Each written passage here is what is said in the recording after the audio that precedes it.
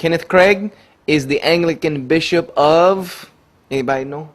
I doubt I don't want to trick you like that. He's the Anglican bishop of Al-Quds, of Jerusalem. He's the Anglican bishop of Jerusalem named Kenneth Craig. He wrote a book, and the reason I asked you if you know who he was, any of you ever heard of him? Kenneth Craig. If not, know him. He wrote a book called The Call of the Minaret. He wrote a book called The Call of the Minaret. And if you've not read that book, then you don't really know how a Christian thinks. This book, The Call of the Minaret, is a manual of how to convert Muslims to Christianity. It's a manual about how to convert Muslims to Christianity, and a crux of the manual teaches trickery. How to appear to be a Muslim, how to go to Muslim countries, how to learn their customs, learn their ways, walk the walk, talk the talk, and then secretly call them to Islam. All of the missionaries that are doing this throughout the world trace their understandings back to this guy, Kenneth Craig. He's the father of this type of understanding. This is what missionaries are doing in Iraq. This is what missionaries are doing in Afghanistan. This is what missionaries are doing in Palestine. This is what missionaries are doing in Saudi Arabia under the cover, and many of them have been caught. We know of instances of some of them that have been caught trying to do this.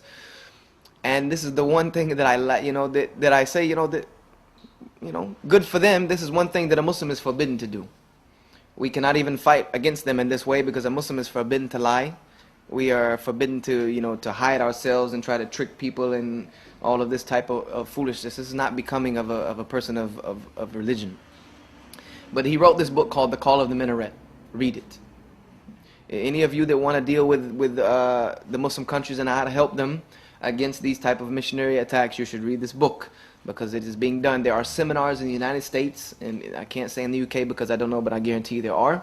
But there are seminars being taught how to follow this manual, how to go to Muslim countries and appear to fit in and blend in and call people to Islam.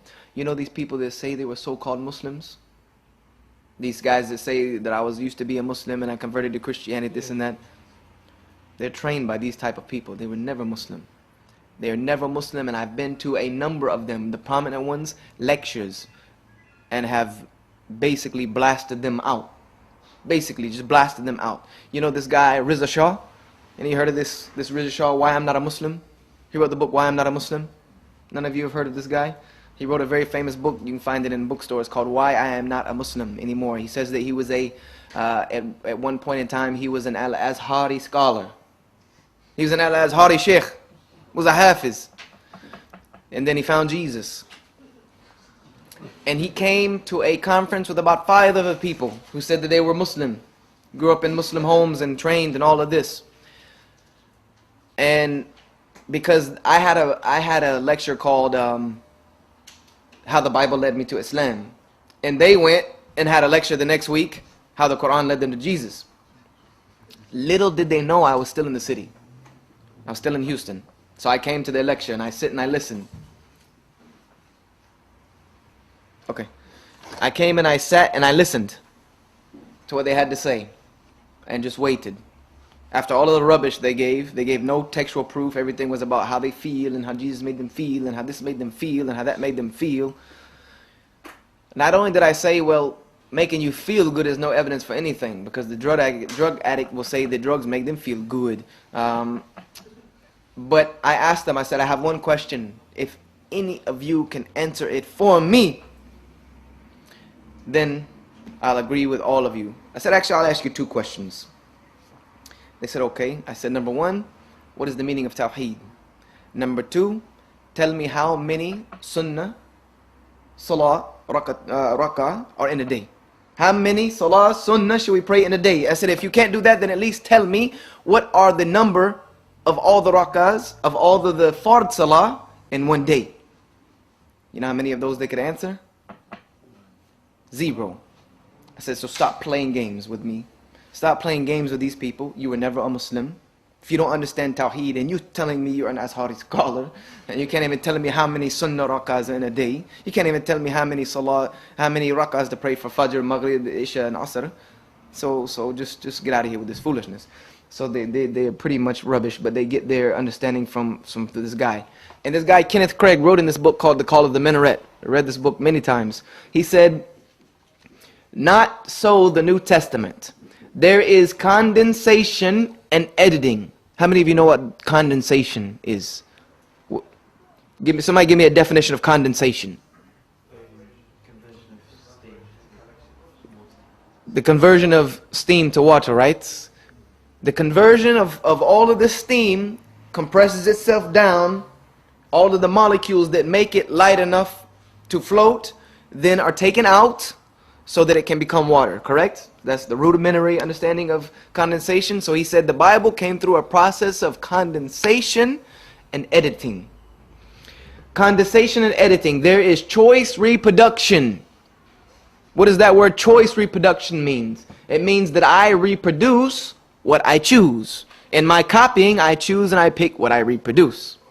And witness. There's choice witness. I decide to listen to and not listen to. The Gospels have come through the mind of the church behind the authors.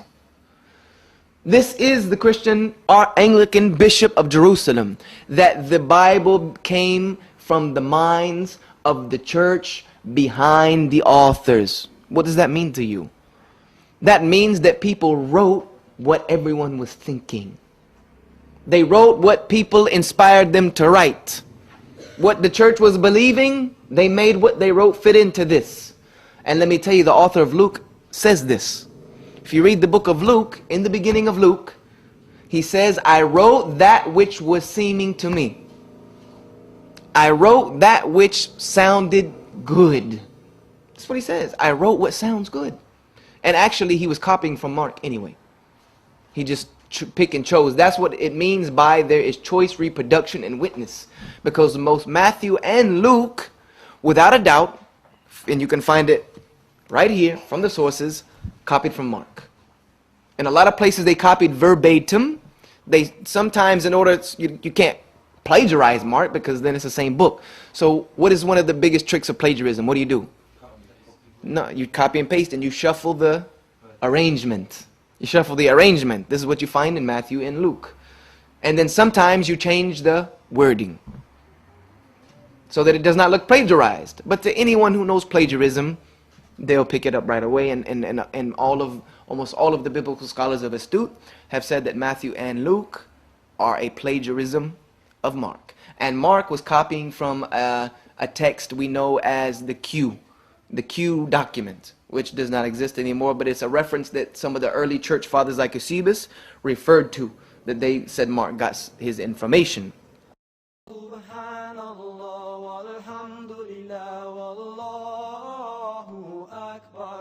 Subhanallah.